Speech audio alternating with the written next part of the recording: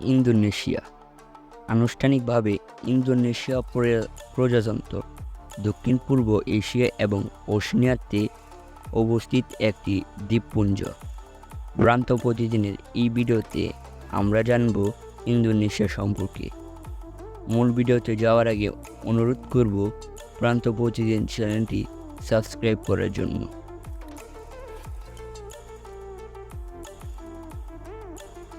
Indonesia Bharat মহাসাগর এবং প্রশান্ত মহাসাগরের মধ্যে অবস্থিত। এর উত্তরে মালয়েশিয়া, পূর্বে পাপুয়া নিউগিনি এবং দক্ষিণ-পূর্বে পূর্ব তিমুর রয়েছে। দেশটিতে 17,000-টিরও বেশি দ্বীপ রয়েছে, যার মধ্যে প্রধান দ্বীপগুলো হল সুমাত্রা, জাভা, বর্নিও।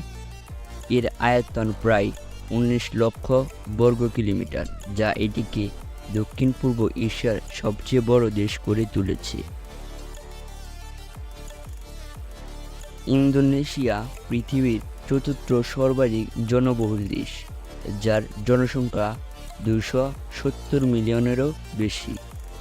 জনসংখ্যা অত্যন্ত বৈচিত্র্যময়, যেখানে 300-টিরও বেশি জাতিগত গোষ্ঠী এবং 700-টিরও বেশি ভাষা বলা হয়।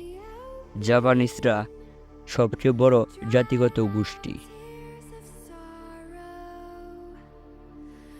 ইন্দোনেশিয়ার রাজধানী শহর জাকার্তা, যা জাভা দ্বীপে অবস্থিত। ইন্দোনেশিয়া একটি প্রজাতান্ত্রিক দেশ।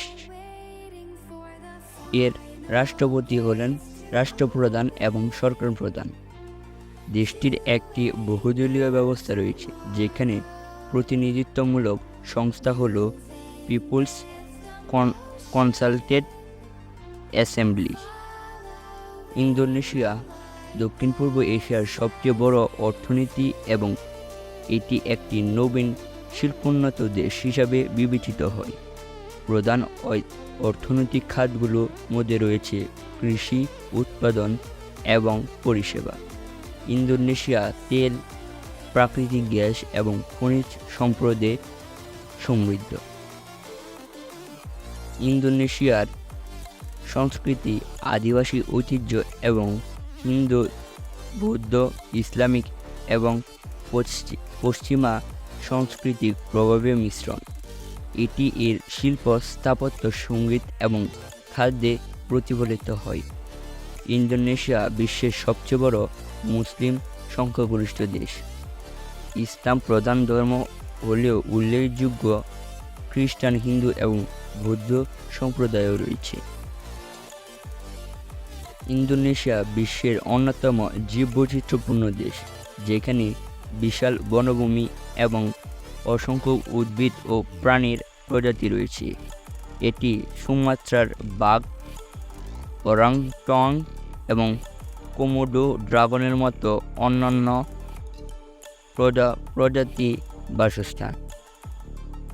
দেশটি বন নিধন, দূষণ এবং ভূমিকম্প ও সুনামির মতো প্রাকৃতিক দুর্যোগের মতো পরিবেশগত চ্যালেঞ্জের সম্মুখীন।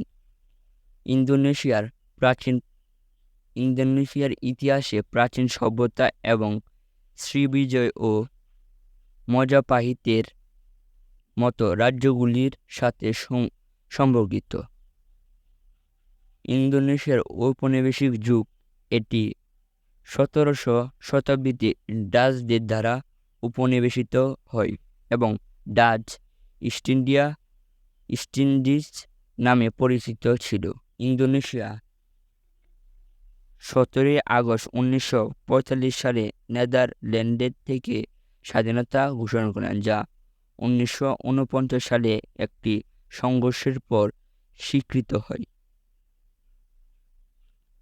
বিশ্বখ্যাত পর্যটন স্থান বরোবুদুর বিশ্বের সবচেয়ে বড় বৌদ্ধ মন্দির, রাজা আপত্য ড্রাইভিং এবং স্নোরকেলিংয়ের জন্য জনপ্রিয় স্থান। তোরজা অনন্য সংস্কৃতি এবং ঐতিহ্যবাহী দাফনের রীতি। এই ছিল প্রান্ত প্রতিদিনের আজকের ভিডিওতে। প্রান্ত প্রতিদিন চ্যানেলটি সাবস্ক্রাইব করে প্রান্ত প্রতিদিনের সাথে থাকুন। ধন্যবাদ।